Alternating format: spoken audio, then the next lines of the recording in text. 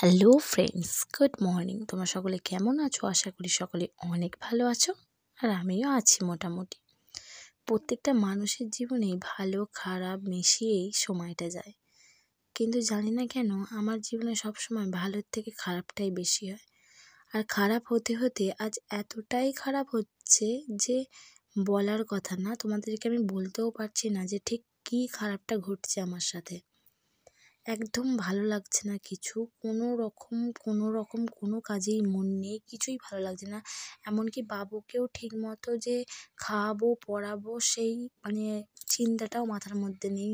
একদমই ভালো লাগছে না, কাজ করতে হয় করছি, এরকম একটা ব্যাপার। জানি না কবে সব কিছু ঠিকঠাক হবে, আদৌ কি সব ঠিকঠাক হবে সেটাও জানি না। তবু এই আশাতেই আছি, হ্যাঁ হয়তো একদিন সব ঠিক হয়ে যাবে। ভগবানের ওপর এইটুকু ভরসা রেখেছি, আশা রেখেছি যে ভগবান হয়তো সবটা ঠিক করে দেবে। জানি না শেষ পর্যন্ত সব আদৌ ঠিক হবে কি না, কিন্তু ওই যে বললাম ভগবানের ওপর ভরসা। জানি না, এত মনটা খারাপ লাগছে না বলার কথা নয়। জানি ভালো খারাপ মিশিয়েই সংসার, কিন্তু আমার জীবনে এই মুহূর্তটা এতটাই খারাপ ঘটে চলেছে, আমি তোমাদেরকে সেটা বলে বোঝাতে পারছি না। প্রচণ্ড কষ্ট হচ্ছে, খুব একা লাগছে নিজেকে, জানো তো। যেন মনে হচ্ছে ছুট্টে মায়ের কাছে চলে যাই, কিন্তু সেটা তো সম্ভব নয় বলো। এখন যেতে গেলেই আগে ছেলের চিন্তা করতে হয় যে গেলে ওর ঠান্ডা লেগে যাবে। একটা বাচ্চা হওয়ার পরে অনেক কিছু স্যাক্রিফাইস করতে হয় একটা মাকে। আমিও করেছি, সবাই করেছে যারা মা হয়েছে, এখন এমনকি এখনও করে চলেছি। আমি যে বাড়িতে যাব, গেলেই বাবুর ঠান্ডা লেগে যাবে, যেহেতু গঙ্গা পেরোতে হবে, তাই মায়ের কাছে যেতেও পারছি না। খুব মনটা খারাপ লাগছে, কিচ্ছু ভালো লাগছে না আমার। কাজ, এই ভিডিওটা তোমরা যে দেখছো 2-3 দিন আগের ভিডিও। আমি যে ভিডিওটা এডিট করে পোস্ট করব বা ভিডিওটা একটু বড় করে বানাবো, সেটাও বানাতে পারিনি, কেননা আমার মন মেজাজ প্রচণ্ডই খারাপ, কিছুই ভালো লাগছে না। তো আজকে ভাবলাম যে না, ভিডিওটা যাই হোক করে এডিট করে অন্তত পোস্টটা করি, কারণ তোমরা আশীর্বাদ করো যেন আমি যে টেনশানে ভুগছি বা যে কষ্টটা পাচ্ছি সেটা যেন খুব তাড়াতাড়ি ঠিক হয়ে যায়।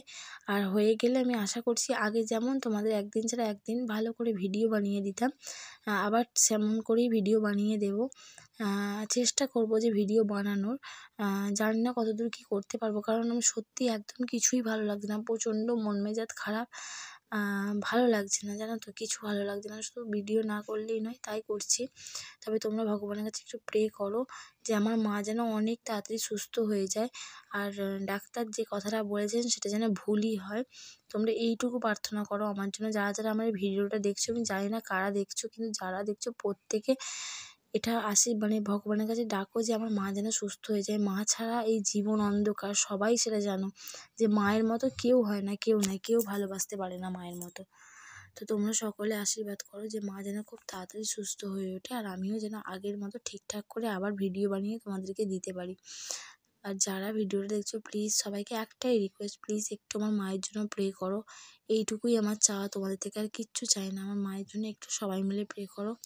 চলো, ভালো লাগছে না জানি, ভিডিওটা অনেক ছোট হয়ে গেছে, বললাম না, পরে আবার ভিডিও বানিয়ে দেবো ভালো করে।